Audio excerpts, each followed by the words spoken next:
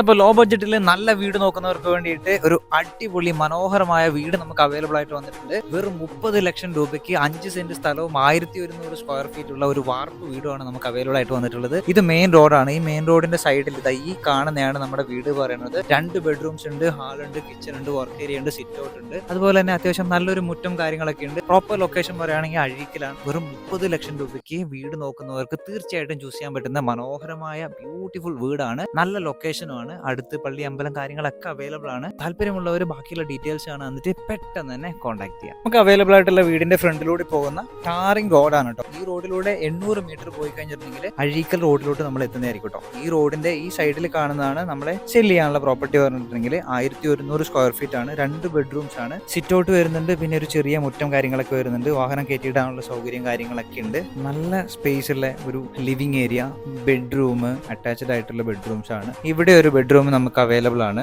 അതുപോലെ ഇത് അവിടെ ഒരു ചെറിയ ഡൈനിങ് ഏരിയ, സ്റ്റെയർ റൂം കാര്യങ്ങളൊക്കെ വരുന്നുണ്ട്. ഇത് നമ്മുടെ മനോഹരമായ ഒരു കിച്ചൺ ആണ്.